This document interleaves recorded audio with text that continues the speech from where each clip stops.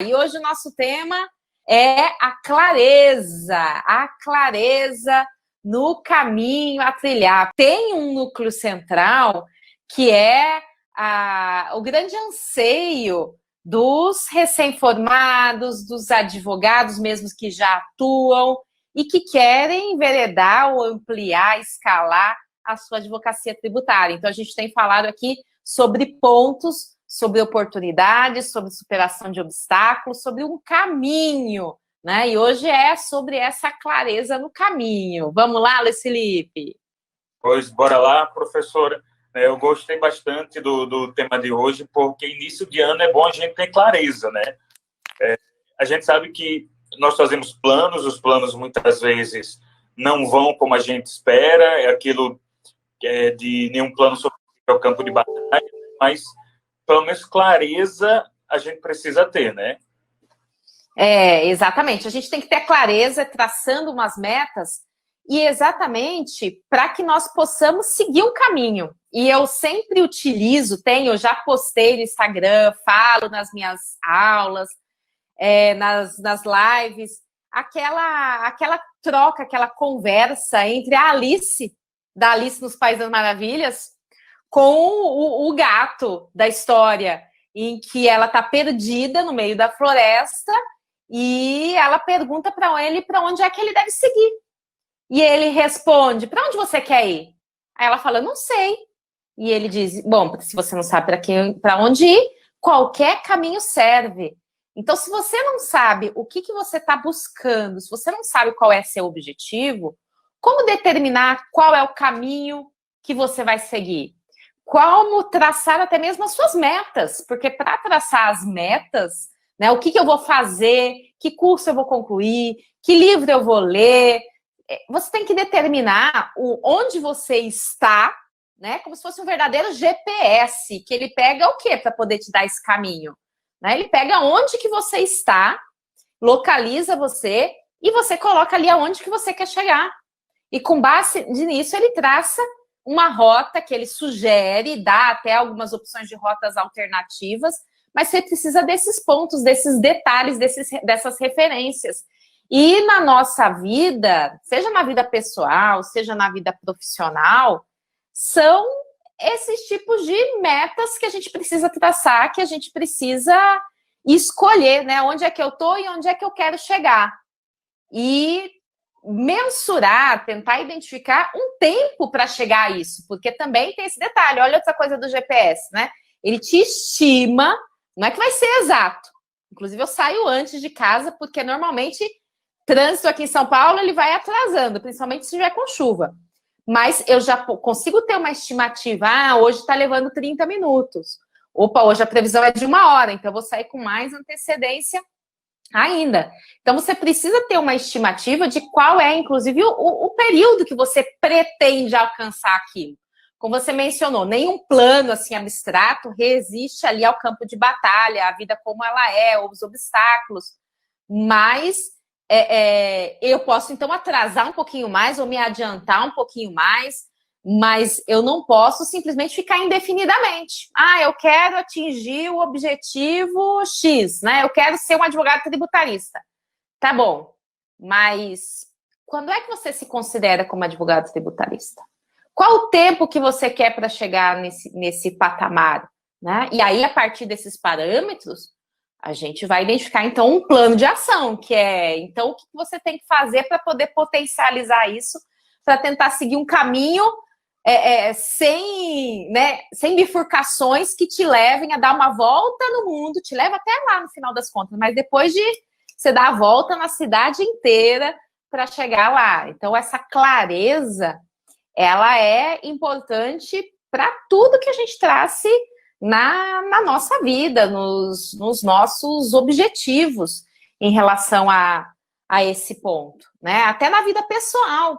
Porque qual é seu objetivo? Eu, por exemplo, optei, foi uma opção minha, né, por ter filhos depois que eu tivesse concluído o doutorado. Então, eu já tinha muitos anos de casada quando eu resolvi ter filhos. Por quê? Não é porque eu não quisesse, eu sempre quis ser mãe, pelo contrário. Mas eu tracei os paralelos. Olha, eu vou concluir o doutorado mais rápido, se eu não tiver filhos agora, e eu deixo para ter depois. Mas não poderia ser indefinidamente, né? Por quê? Tem um prazo do doutorado. O doutorado tem um prazo de conclusão. Qual a minha meta de concluir o doutorado? Fiz rapidinho ali minha conclusão desse doutorado. Em 3 anos eu concluí. Para quê? Porque se eu ficar indefinidamente, aí também já o meu segundo objetivo, meu plano não estaria estruturado. Então, isso vale. Como a gente não é um ser isolado, né? Ah, minha vida pessoal. Então, a pessoa tem o casamento, a pessoa tem filhos, a pessoa tem a vida profissional, né? Tem os familiares, tem o lazer, tem tudo isso, né? Mas em algum momento a gente tem que trazer as prioridades para este momento. Não quer dizer que está abdicando de tudo, não.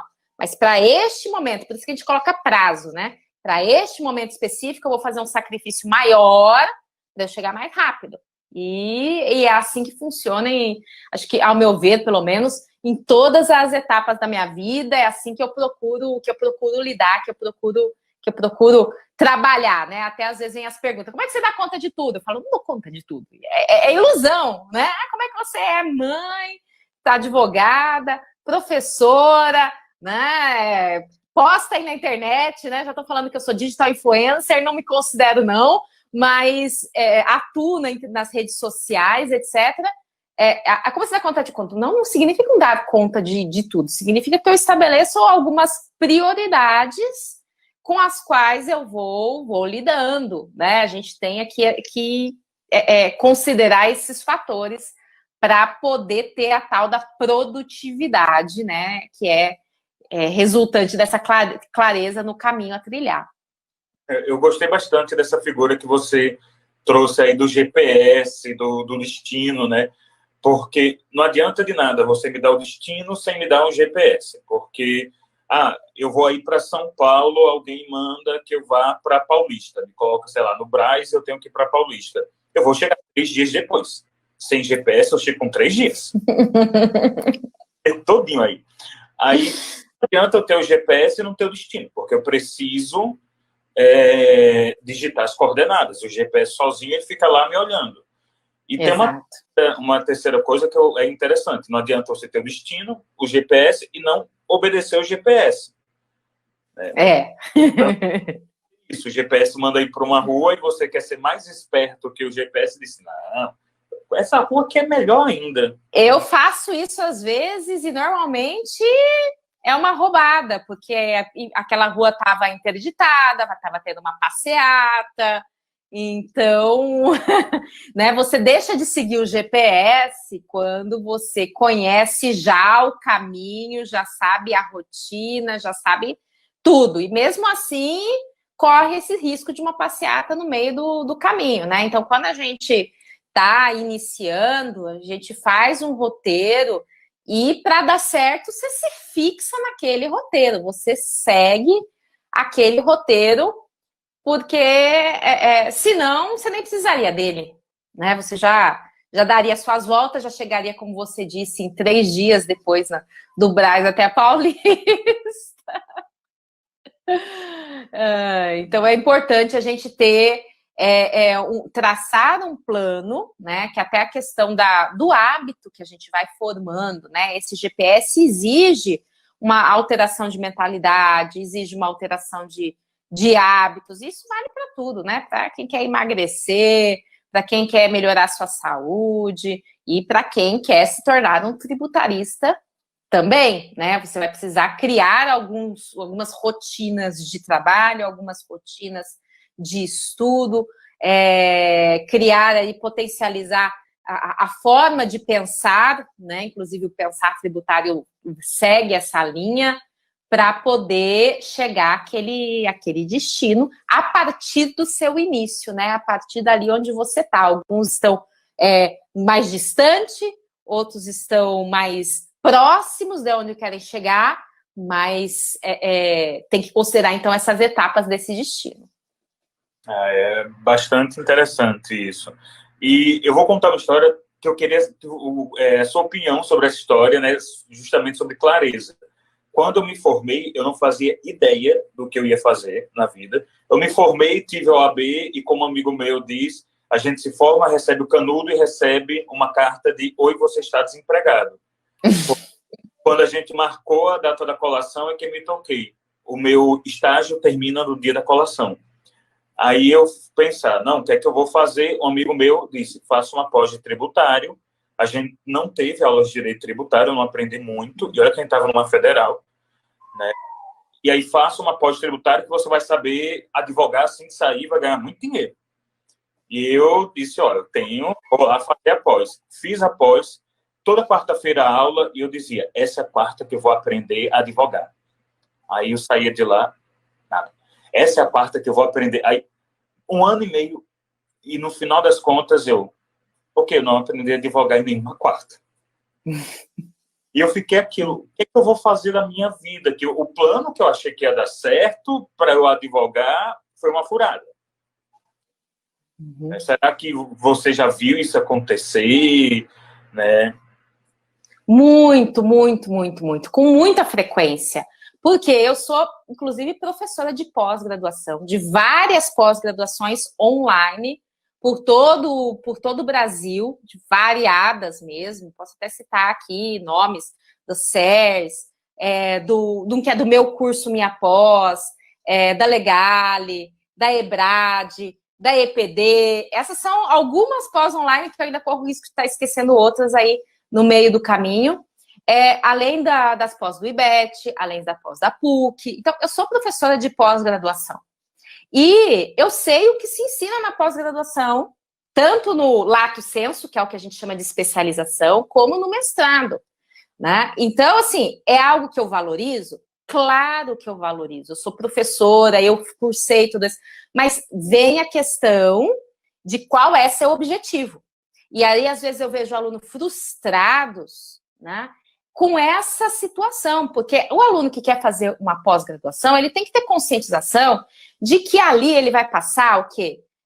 2 anos, embora tenha pós que fala, você pode concluir até 6 meses. Cá entre nós, se você concluir 6 meses, é porque você só pôs lá na velocidade 5, né? Lembra que tinha uma música que falava na velocidade 5? Botou na velocidade 5 e passou o vídeo, né? Não aprendeu, não é esse o objetivo, né? Se você, pelo menos 1 ano e meio, você leva para concluir todas as matérias, assistindo, fazendo exercícios, né? Depois vem a monografia. Veja, por que a pós-graduação tem uma monografia, um TCC no final, e não uma petição inicial? Porque o objetivo dela não é formar o advogado ou a prática tributária. O objetivo dela é formar cientistas. A pós-graduação é uma atividade acadêmica, é uma atividade científica.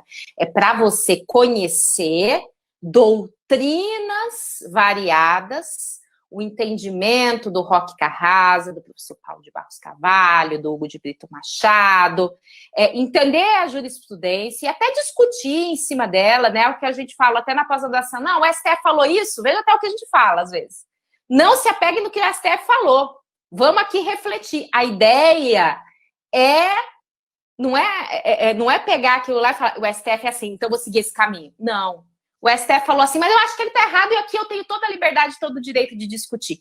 Então, o viés é de formar um raciocínio científico, até para formar futuramente professores. Você faz produção científica, que é o TCC, que é a monografia, que é a dissertação. Então, se esse é o seu objetivo, né, após vai ser o caminho. Eu até vejo aqui alunos que eu tenho lá da pós-graduação aqui da PUC, que eu vi aqui passando na tela, né, com o próprio Gustavo, né? Então, ele te dá esse arsenal. Mas eu vejo alunos frustrados, e por isso que eu falo de você ter qual que é o seu objetivo e a sua prioridade agora. Alunos frustrados que vieram, já tem uma experiência na área, por exemplo, trabalhista, e aí, ali, ó, Gustavo, né? E aí vai fazer uma pós-graduação e fala assim, porque eu quero enveredar para o tributário. Se você já tem uma experiência de 10 anos na área trabalhista, etc., e vai fazer uma pós-graduação de tributário, você sabe como que você vai começar estudando? Você estuda Começa, e tem uma ordem. Conceito de direito tributário e de direito, ciência do direito, direito positivo, espécies tributárias, né? Aí você vai estudar fontes do direito tributário, né? A origem do direito tributário, etc. e tal, né? Validade, vigência e eficácia, conceitos de validade, vigência e eficácia, tá? Então, assim, você começa, isso tudo vai vindo, né? O que é uma norma geral de direito tributário, o que é competência tributária, o que é imunidade tributária, né? Então, você vai trazendo esse arsenal de conhecimento. E que é um arsenal de conhecimento, como eu estou falando aqui. Só que aí, qual que é o problema? O aluno que chega querendo advogar, ele fala assim, mas peraí, eu estou aqui estudando faz 6 meses, competência, normas gerais, imunidade. Como é que eu alavanco minha advocacia com isso? Então, assim, isso é algo que tem que estar conectado com o seu objetivo. Esse aluno que veio do trabalhista, por exemplo, eu estou dando um caso concreto, né, de um aluno que, lá da especialização, com quem eu tive contato, que falou que era isso que ele estava fazendo ali, né? Ele vai se sentir decepcionado. E a culpa não é dele, e a culpa não é de uma pós-graduação ruim, não. Pós-graduação é excelente qualidade. Só que para o que ele estava pretendendo naquele momento, que era poder chegar para um cliente que tem uma execução fiscal e fazer uma defesa dessa execução fiscal, saber se é embargo de execução, se é exceção de pré-executividade, se cabe uma anulatória, ele não tinha esses elementos, né? Então, são finalidades distintas, tá? Então, em pós-graduação, você vai estudar, né, por exemplo, todos os princípios tributários, o que eles significam, e etc. e tal, e até a gente dá exemplos, mas uma coisa diferente é quando você se depara com, houve aí um novo tributo, revogou São Paulo, veio Dória, por decreto, revogou um monte de benefício fiscal, já está começando a exigir. Se você só conhece os princípios desse jeito conceitual, você olha para aquilo lá e você não sabe o que fazer. Mas você fala assim, mas peraí, se ele está revogando um benefício fiscal aqui por decreto, não, tinha que ser por lei. Não pode cobrar direto, não, tem que esperar a anterioridade, inclusive a 90ª aqui para esse tipo de tributo, que é o ICMS. Bom, se é assim, que medida que eu posso entrar? E aí você vai pegar o seu cliente e vai para falar para ele, olha, isso aqui tem um problema. A gente pode impetrar o mandado de segurança, alegando isso aqui, para você não recolher esse tributo. Você percebe o tipo de raciocínio? Então, um raciocínio traz para você o quê? Os conceitos, os princípios, o que eles significam, onde é que eles estão previstos na Constituição, etc. E o outro raciocínio da prática tributária, claro que não deixa de lado onde é que ele está na Constituição, porque, afinal, você vai fazer uma petição inicial alegando isso daí. Mas ele te faz raciocinar para que você possa olhar para esses princípios, não para falar assim, o nosso ordenamento é lindo, é cheio de princípios, direitos e garantias fundamentais. Não, para que você tenha a habilidade mental de pegar e, num caso concreto, falar assim, opa, tá violando tal coisa aqui. Então, vou adotar determinada medida judicial para poder reverter essa situação, para poder proteger o meu cliente.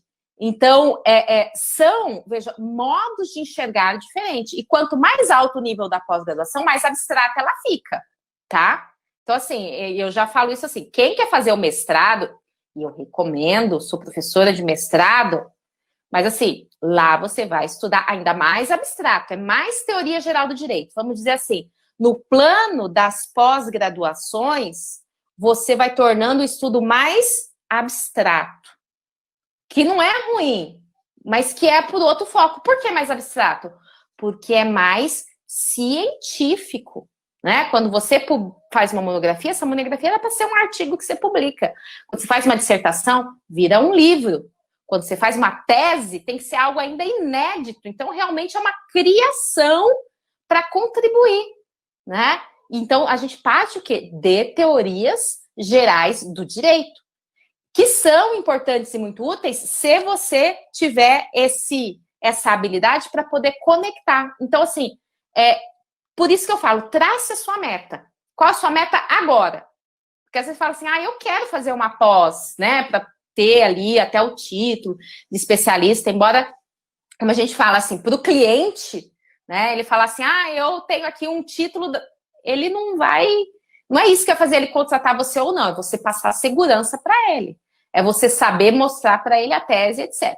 Né? Mas às vezes fala assim, não, eu tenho um sonho de fazer a pós. Tudo bem, mas saiba que isso é a realização de um sonho, que está voltado para o meio acadêmico, que está voltado para esse ambiente intelectualizado, mas não vá, para você só não se desiludir, achando que lá você vai saber como é que você exclui o ICMS da base de cálculo PIS e da COFINS. Como é que é a tese das subvenções, né, para investimento aí, que exclui da base de cálculo do imposto de renda da contribuição sobre o lucro. Não. Lá você vai estudar o que é renda. Renda é um conceito constitucional, que é acréscimo patrimonial, etc.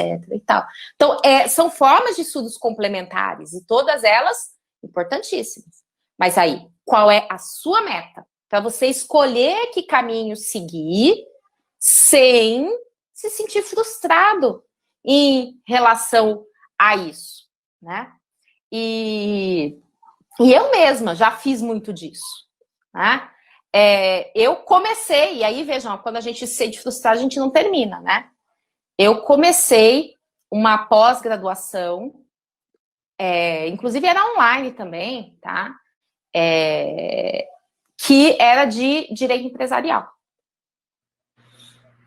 E não deu um semestre para eu desistir. Por quê? Porque eu queria a parte do direito empresarial, do societário, do M&A, né? Daquele que a gente vê as holdings. E, de repente, eu estava lá, estudando o quê? Fontes do direito empresarial. Né? Então, aí eu percebi, veja, eu caí nisso daí. E aí eu falei, não, isso aqui não é para mim. Então, não vou gastar meu dinheiro e meu tempo continuando com isso aqui. Pedi a rescisão lá do contrato, etc. E fui estudar por cursos paralelos, né, que eram meio específicos sobre essas temáticas que me interessavam, e assim por diante. Então, é normal, a gente fala assim, nossa, eu vou fazer uma pós, eu vou aprender tudo. E aí, de repente, você fala, não era isso que eu queria. Né? Então, veja o foco que você quer, para dar o direcionamento. E aí, qual é o caminho que você tem que traçar para atingir aquilo ali? Vou fazer primeiro um de prática para alavancar minha advocacia e depois eu faço uma pós para poder me aprofundar mais cientificamente? Ou não, eu tenho sonho de ser professora, então para ser professora, embora até hoje, né, com as internet, com as redes sociais, nem precisa de pós para ser professor, porque você pode dar aulas online por sua conta em diversos cursos. Mas se você quer ser professor de uma instituição de ensino, o título conta para fim de qualis, né, que é uma qualificação da instituição, ela tem que ter um X de professores que são mestres, que são doutores, tem que ser especialista, etc. Então, aí tem esse ponto. Então, o que você quer para esse ano, né? Vamos pensar, para esse ano, o que você quer? Traça a meta para esse ano. Professor, pode falar. Eu vou te dizer, eu já fui de seleção de professores, né? Já fiz parte de banca de seleção em faculdade privada. A gente tinha um número mínimo de doutores, mestres, especialistas e tinha que contratar um professor novo em uma área que a gente tinha carência, né? A gente não tinha só naquela disciplina. E a gente não levou título em consideração. Porque como a gente já tinha o número mínimo exigido pelo MEC, estava tudo ok, fazia diferença. Era uma área que a gente queria um bom professor, a gente avaliou a didática da aula, né? Ou seja, a experiência que a pessoa estava trazendo.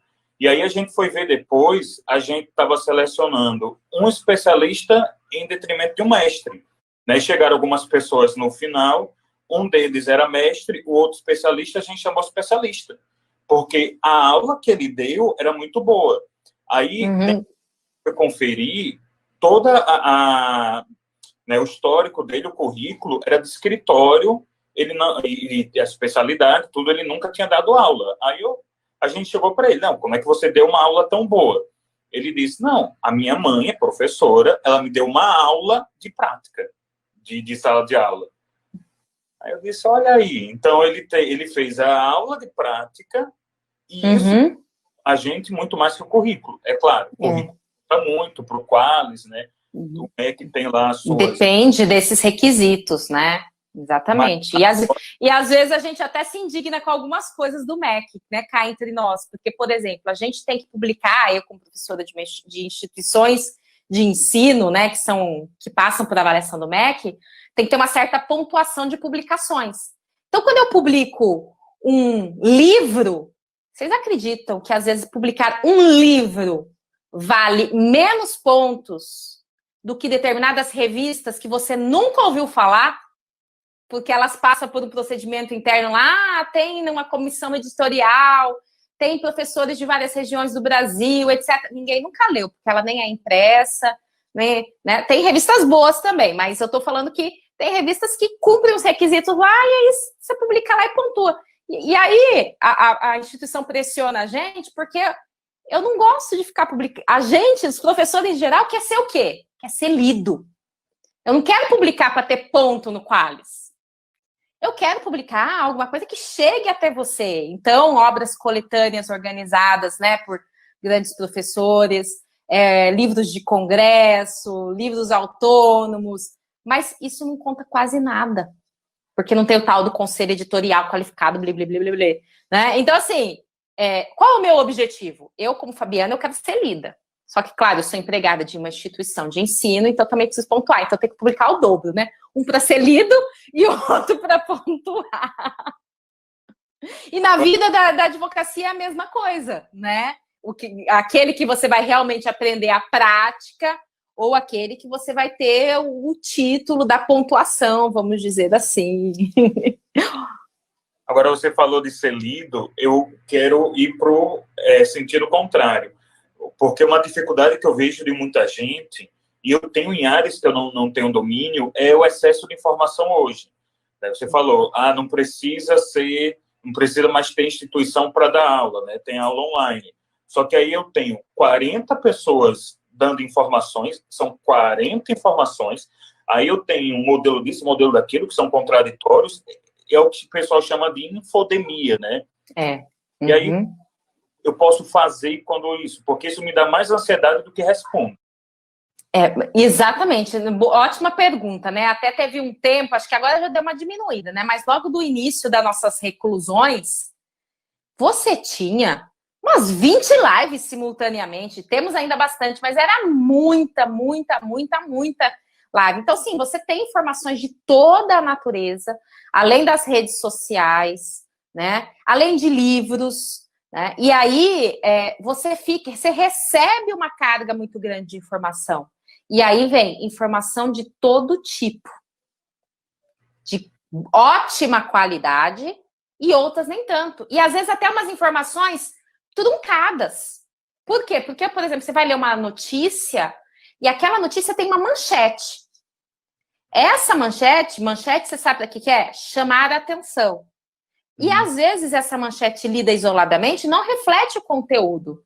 Então, quantas vezes nas redes sociais, ou mesmo quando você acessa aí as mídias que transferem essas notícias, você vê lá uma manchete e aquilo não reflete seu conteúdo, né? Então, por exemplo, nós tivemos um caso que até fiz um post no Instagram, né? Que todo mundo falou, porque a Ricardo Eletro conseguiu uma decisão no CARF, que é um comerciante, de crédito de PIS e COFINS de insumos de publicidade. Então, agora, comerciante pode crédito de PIS e COFINS de publicidade. Uhul! Não. Eu fiz até um alerta, falei assim, não. O caso do Ricardo Eletro foi diferente, porque ele também desenvolve um tipo de serviço de publicidade para os fornecedores dele, etc. E tal. Então, vamos generalizar. Então, assim, quando você simplesmente se enche de informações, sem selecionar e sem aprofundar nessas informações, corre o risco, inclusive, de coisas erradas. Hoje, se você quiser um modelo de alguma petição inicial, você dá uma googada. Você vai achar coisa. Só não digo que aquilo é coisa boa, né? Porque qualquer um coloca qualquer coisa dentro dos seus sites, dentro das redes sociais. Então, por isso, mais uma vez, a necessidade, de um direcionamento, né? Outro dia assisti até uma live, não sei de quem que era, que ele usou a seguinte expressão. Era de outra área, não era do direito, não. Ele falou assim, informação sem direção é loucura. Exatamente por quê? Porque aí você se sente até angustiado, você se sente até deprimido, porque um fala, faz isso, outro fala, não, é isso, e outro, você tem que fazer esse, tem que ler aquilo, né? Então, você se enche de informações e, no final das contas, apreender mesmo e tomar uma atitude para seguir em um dos caminhos daquelas informações, você não fica, você fica paralisado de tamanho da quantidade de informações, né? Então, um direcionamento, né, em relação a isso é importante.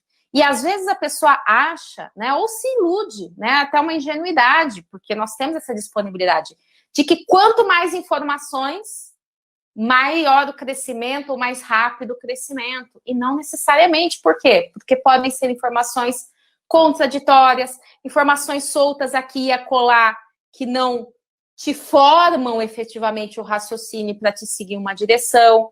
Até o excesso de livros. Né? Porque, às vezes, pergunto assim, professora, me indique livros de direito tributário. Vários pedidos de livro. E eu indico, né? Porque tem vários cursos de direito tributário, mas eu normalmente não indico um só. Perguntam para mim, professora, me indique curso de direito tributário. Como é que eu vou indicar um só? Sei para que você quer. Por quê? Porque tem um curso de direito tributário, quem é aluno da PUC-SP sabe, aqui da PUC que ouviu o Gustavo, sabe? Por exemplo, do professor Paulo de Barros Carvalho, eu não posso deixar de indicar um curso do meu né, mestre Paulo de Barros Carvalho. Só que ao mesmo tempo que eu indico um curso desse, quem estiver começando no direito tributário e abrir aquilo ali, vai se desesperar. Por quê? Porque é uma linguagem difícil. Porque é uma linguagem científica, que é a linguagem que a gente usa na pós. Né? Então, para que você quer o curso? Para uma pós? Bem, Paulo de Barros Carvalho. Para que é? Situações práticas do dia a dia? Poxa, tem um livro muito bom de um autor de qualidade, por exemplo, que é o nosso desembargador Leandro Paulsen. Né? Então, eu tenho livros didáticos e cheios de jurisprudência, que é do Sabag.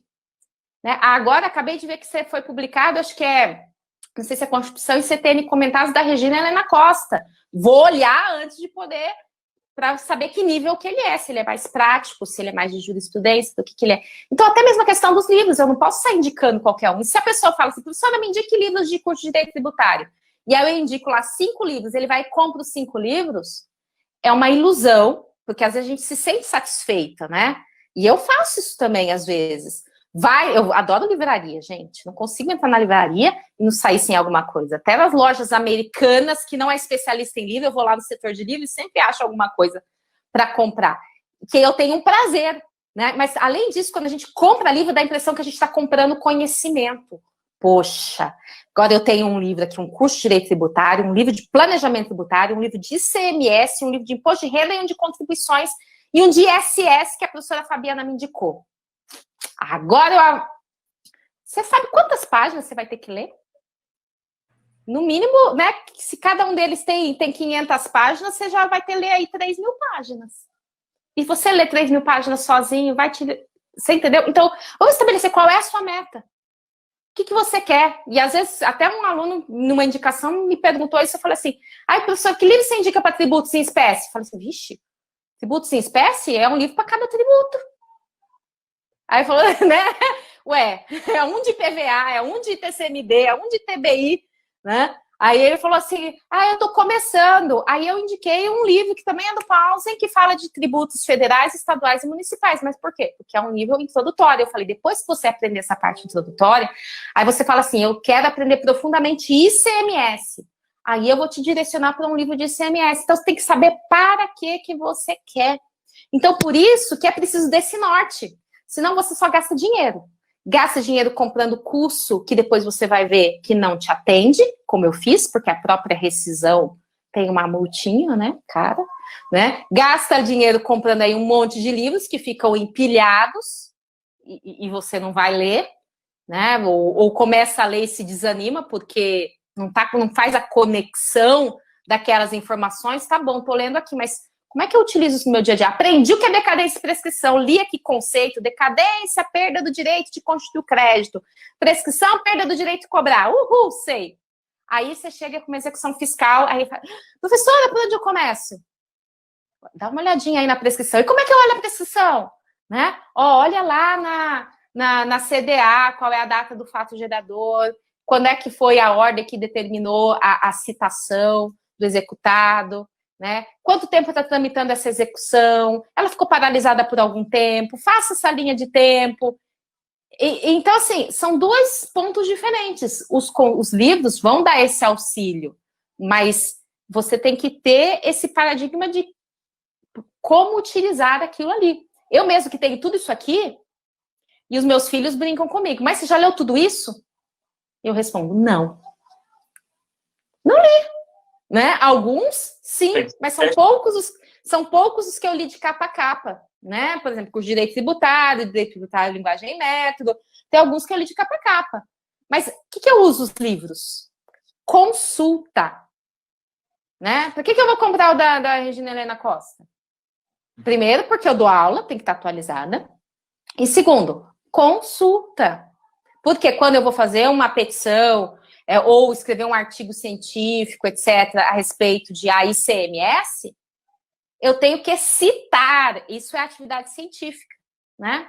Na petição inicial, você não tem que ficar citando, não. Mas num artigo, sim. Tem que falar, o Roque fala isso, Zé Eduardo Soares de Mello fala aquilo. Então, e aí vem o trabalho até que é o que a Ana Pós faz. Você não fica lendo todos os livros, né? Se você tiver um estudo direcionado. E eu faço isso com os meus orientandos, porque às vezes você pega um livro e fala, vou ler isso aqui inteiro. Eu falo, se você for ler os livros inteiros, você vai ler só 10 livros, então, na sua pós. Né? O que é o seu foco? Sobre o que você quer falar? Que é mais ou menos isso. Bom, você quer oferecer que tese para o seu cliente? Chegou uma execução fiscal, qual é o objeto, a matéria da execução fiscal? Então, você vai estudar, você vai pesquisar tanto a jurisprudência quanto o entendimento, etc., sobre esse tema específico. Então, são enfoques diferentes. Saber lidar, saber filtrar, saber processar essa informação, né? E que sozinho a gente fica muito perdido. Né? A gente aprende isso quando a gente tem um mentor, quando a gente tem alguém que nos auxilie, um orientador, ou então sofrendo e penando muito, né? Eu tive as duas coisas. Eu tive o professor Paulo de Barros Carvalho como um grande mentor que me indicava ali os livros para um ponto aqui e acolá, e em outros que eu quis me enveredar sozinha, que eram temas que eu gostava por conta própria, eu fui desbravando para fazer essa seleção, né? E aí você se depara com livros que são ruins, com o tempo você começa a saber distinguir, né? Então, essa ideia do mentor, essa ideia do orientador, eu acho que para mim ela foi muito importante até eu começar a me conscientizar, né? E até desenvolver o método, né? O método pensar tributário, que é decorrente desses anos, sobre o qual a gente conversou ontem, né? Desses anos todos de experiência, né, de tanto positivas quanto de penar, e aí você vê, então não é esse o caminho, e aí, então vamos traçando aqui quais são os pontos importantes para a gente atingir o objetivo que se quer, né? Então, isso de todo modo é um ponto importante, né? Eu acho que aulas online no YouTube. Essas aulas online no YouTube, né? E muitas de qualidade, falo isso porque eu tenho aulas online no YouTube, eu procuro dar o meu melhor ali. São aulas de 2 horas praticamente, mas é sobre um tema específico, né? Então, se você fala assim, tá bom, mas chegou um caso que é um pouquinho diferente disso aqui, como é que eu faço? Então, fica uma informação que, se você não desenvolve esse modo de conectar os conceitos, né, ela acaba não tendo aquela utilidade e, às vezes, te deixando até louco, né? Como falado aqui, informação sem direção é loucura, né? Então, inclusive, em relação a isso, Luiz Felipe, eu já quero anunciar uma novidade aqui. Eita, pessoal. Tambores. uma novidade, né? Porque essa maratona de lives é do tanto da enxurrada de perguntas que eu recebo, tanto no direct quanto na caixinha de perguntas, sobre essas questões, sabe? A maior parte das dúvidas, por incrível que pareça, não são dúvidas assim, o DIFAL é constitucional. Não, é assim, como é que eu faço para aprender substituição tributária? Tem algum macete que eu não consigo aprender sobre gestão tributária? Como é que eu faço para entrar no início da carreira? Como é que eu faço para, melhor autônomo ou associado? Como é que eu faço? Preciso pós, professor, acho que é bom fazer uma pós? Tudo isso que a gente está conversando. Então, são as dúvidas mesmo, que é dessa falta, às vezes, de um direcionamento que a gente não tem, né? Na faculdade, a gente estuda os conceitos, a gente é jogado no mundo com excesso de informações e todas elas de caráter conceitual. Então, esses caminhos, né? E a prospecção de clientes, e aí o cliente tem certas objeções, o que eu tenho que fazer e o que eu não posso fazer, ficam muito nessa angústia mesmo. E aí, eu resolvi fazer essa maratona de lives em que a gente vai conversando minuciosamente sobre esses vários pontos, mas essas lives são, inclusive, um aquecimento para a jornada tributária na prática. Por que jornada? Porque a jornada é um caminhar. Na jornada, você pega de um caminho e vai até o outro, mediante uma trilha, né? Mediante um passo a passo, mediante um caminho específico. Então, amanhã eu vou liberar, tanto lá no meu canal do Telegram, como na minha bio ali do Instagram, no Facebook, no próprio LinkedIn também, nos stories, o link para inscrição nesse evento, que é online, é gratuito. Quem já participou de outros sabe como é que funciona, sabe que o conteúdo são de qualidade, então, embora sejam conteúdos diferentes, não fico repetindo conteúdo não, né? Já tivemos imersão, já tivemos masterclass, e agora eu senti que essa necessidade de dar essa orientação exatamente do caminho, do início ao fim, para não ficar essas coisinhas picadinhas, não. Live é bom, mas como a gente diz, um dia eu posso assistir, outro dia eu não posso, e aí eu não peguei o do dia anterior. Então, será uma sequência de 3 aulas, 3 videoaulas, que eu vou disponibilizar e que elas têm uma sequência entre elas para identificar exatamente esse caminho, né? O que você não deve fazer, né? Que são os principais erros, o que eu recomendo que você faça, como traçar seus objetivos, as suas metas, as estratégias para alavancar a sua advocacia, todo esse modo de pensar tributário aplicado em relação a isso, e, inclusive, uma tese que a gente vai botar a mão na massa, e eu vou passar uma tese para vocês do início ao fim também, desde a prospecção do cliente, para que empresas que ela cabe, etc., até o final. Mas são 3 aulas sequenciais, por quê? Porque em uma delas eu vou dar a tese, mas antes eu quero, e é isso que eu acho importante, né? Não é só jogar uma tese decorada e assim por diante. Não, é te ensinar o caminho mesmo, para que você possa ser autônomo, né? Ter a sua independência e se virar, num começo, com uma orientação, com uma mentora, mas depois sozinho, né? Por exemplo, porque é muito comum, então, tese, como eu disse, sei lá, tese das contribuições previdenciárias, para qual empresa que cabe? Então, assim, existe um raciocínio, existe um método para você identificar qualquer que seja a tese que já existente ou que surja, qual o caminho, como é que são os critérios para você identificar, sabe? Então, o método pensar tributário, ele volta a formar esse raciocínio, porque se você só entrega a informação, a pessoa às vezes não vai saber fazer uso da informação, etc. Não, eu quero te mostrar como se chega naquela informação. Então, vão ser 3 aulas, né? Videoaulas para você se inscrever, receber o link e assistir. Vamos ter material de apoio, tá? Vamos ter e-book para você acompanhar e para você também anotar suas principais sacadas. Vamos ter um link para uma comunidade específica do Telegram. Eu tenho lá o meu Telegram, mas a gente montei uma comunidade específica porque é para trocar ideias sobre a jornada, insights da jornada, sacadas da jornada, e uma comunidade no Facebook, né? Assim você pode ir ou para os dois ou para aquele que mais te agrada, e uma comunidade no Facebook também com a mesma finalidade. Então, são as aulas, são o material ali de apoio, né? Um e-book, inclusive com espaço, atividades para você registrar as suas metas, registrar suas sacadas, registrar os seus insights, e esses ambientes no Telegram e no Facebook para debater, para formar a comunidade. Inclusive, a Suzy aqui, acho que é ela, a Suzy, que é aluna de um curso que eu tenho, que é o Você Tributarista, e a gente tem, por exemplo, uma comunidade no Telegram que é exclusiva do Você Tributarista.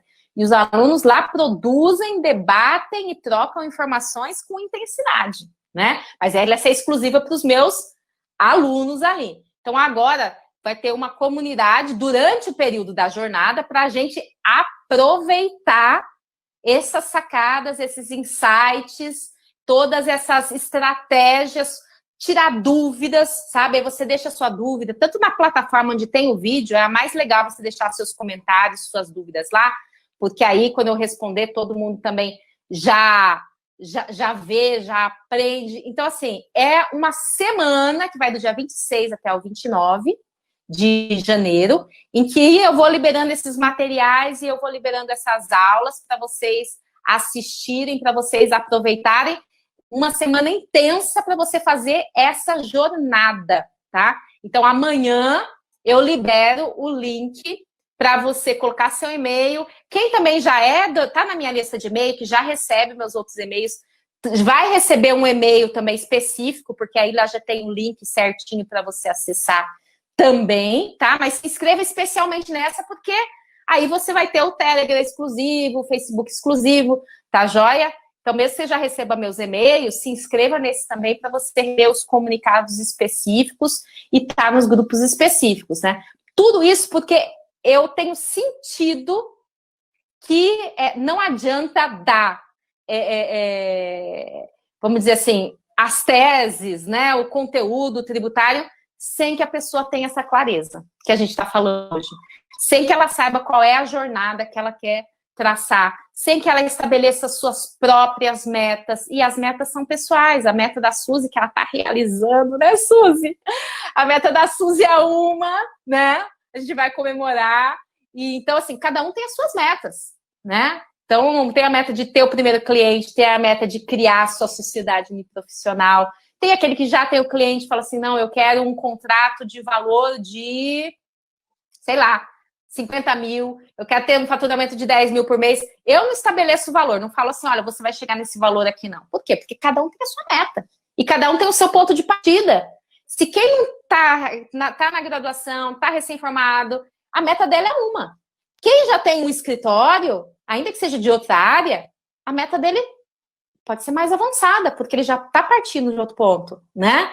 E quem até já atua no tributário, mas sente limitado, sente insegurança, a meta dele é maior ainda, né? Então, eu não estabeleço, você vai ganhar, sei lá, 8 mil por mês.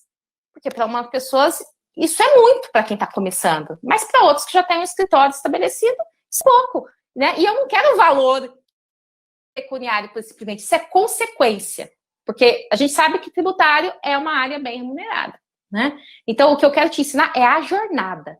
Porque eu tenho certeza que você seguindo a jornada, você vai atingir a remuneração, a realização pessoal, a realização profissional, todos os outros detalhes que são importantes sim, mas que são consequências dessa jornada, né? Se você é tributarista, o restante, se você se sente tributarista, se você se realiza como tal, aí você vai, inclusive, ampliando as metas, né? Como é que é? Então, você tem uma meta hoje, amanhã você aumenta, né? Você não vai ficar parado num único lugar. Mas, para isso, a gente traça essa jornada. Então, a gente vem aí na última semana de janeiro, né? Do dia 26 em diante, até 29, com isso. Então, não deixem de fazer a sua inscrição para ficar por dentro de tudo, para participar, de assistir às aulas, de deixar os comentários, tá bom? E se tiverem dúvidas sobre a jornada, perguntem. Estou com caixinha de perguntas aberta lá no Instagram, tá bom? Façam suas perguntas ali, suas dúvidas, inclusive sobre a jornada ou sobre as nossas lives aqui, e eu vou tentar responder Todas elas, são muitas, às vezes eu não consigo todas, mas eu tento, me esforço ao máximo para responder todas elas, tá joia? E a gente vai continuar aí na nossa maratona de lives até o dia 26, né? Leia as perguntas, caixinhas, porque tem coisa que você não está pensando, você não teve aquela sacada, aquela dúvida, aí alguém teve aquela sacada e você não pensei naquilo, né? Não tinha me perguntado aquilo. Não, é excelente a caixinha de perguntas, porque eu mesmo, essa questão, por exemplo, da ideia da jornada, por causa da caixinha de perguntas. Considerando o tanto de pergunta que vem nesse sentido, eu falei, opa, eu preciso, né, fazer um material mais substancioso em relação a essa temática. Só uma respostinha aqui tá muito pouco, né? Então, assim, e se há alguma outra coisa mais pontual, quando você pergunta, aquilo te elucida a sua dúvida, e de toda a comunidade, né? Que é outra coisa que eu venho falando. A importância da gente ter uma comunidade, né? Uma andorinha só não faz verão. Então, a gente juntos, nós vamos nos auxiliando, por isso os grupos de Telegram, grupo de Facebook, né? Exatamente, né? A Ingrid aqui está falando que quer atuar no tributário, participa com a gente da jornada, Ingrid, que vai ser muito bacana. Tá? É que eu vi o comentário dela aqui que passou bem na minha frente, mas não se... O Anselmo no YouTube, depois da jornada, voltam as aulas na terça, né? Isso. Agora a gente está nessa maratona intensa de lives, até mesmo para fazer o aquecimento para a jornada, porque aí eu vejo as perguntas, as dúvidas de vocês e vou incorporando mais conteúdo de valor à jornada. Mas aí na semana depois da jornada, a gente volta com as aulas do YouTube ao vivo, terça-feira, às 8 da noite, tá? Às 20 horas, tá joia? Eu tenho certeza, então, que com essa jornada elas vão voltar... Assim, é difícil elas voltarem melhores, porque elas já são excelentes, né? Mas eu tenho certeza... Deixa eu até responder aqui a pergunta do Gustavo, que é meu aluno lá do Você Tributarista. Ele está perguntando se Você Tributarista é diferente da jornada. É diferente, porque o Você Tributarista é um curso, né? É um curso meu lá na plataforma do Hotmart, em que vocês têm as aulas para assistir, que você tem o material em PDF, em que a gente faz as mentorias, em que a gente tem os workshops. Então, é o curso completo, né? O curso Você Tributarista, que tem, inclusive, um módulo sobre o método pensar tributário, né? Agora, a jornada é um evento sobre o caminho, tá? É online, é gratuito, ele vai trazer elementos que eu uso com vocês. Quem está no Você Tributarista, né, vê que toda a aula eu uso elementos do pensar tributário, né? Porque toda aula, ao mencionar uma tese, eu falo como é que você faz a prospecção, eu falo como é que você apresenta aquilo para o cliente, para que tipo de empresa, por que cabe para aquele tipo de empresa. Então, o Você Tributarista é bem detalhado, bem minucioso em relação a tudo isso, né? Agora, a jornada é esse evento online e gratuito para que eu possa colaborar com aqueles que estão perdidos, né? Então, é uma forma que eu trago para você começar e definir o seu caminho, para você identificar o que fazer e o que não fazer. Então, assim, mesmo quem é do Você Tributarista, que já tem lá minhas aulas, faça sua inscrição também, né? É gratuito, né? Assiste também, pega o material. Então, assim, não é igual, tá? O Você Tributarista é mais completo, mas a repetição, que é outra lição do professor Paulo de Barros Carvalho, né? A repetição faz o novo. E ele... Sabia que a repetição faz o novo? A repetição faz o novo. É de um filósofo, que eu não me lembro agora o nome. Se alguém depois me lembrar, posso até ver depois. Mas é de um filósofo alemão aí, que ele... Mas por que a repetição faz o novo? Porque você já percebeu que cada vez que você lê um livro, você faz uma interpretação? Você já pegou um livro, leu uma vez, depois você leu e se interpreta de outro jeito? Né? Cada vez que você assiste um filme, você faz uma interpretação. Ou aquilo que a gente fala, né? As águas do rio que passam hoje não são as águas que passaram ontem. Então, assim, né? É o método pensar tributário, que eu uso lá do Você Tributarista, mas falado com outras palavras, né? Com outros exemplos, etc. Então, aquela história, a repetição faz o novo, assista várias vezes, leia várias vezes, nossos e-books, etc. Tá joia? Então, assim, são complementares, né? Mas o Você Tributarista é mais... É um curso completo, né? Aí são... Se você contar, né, as aulas, mais as mentorias, etc., são mais de 40 horas. Então, é outro panorama, certo? Ah, que bom, professora. Pois muito obrigado.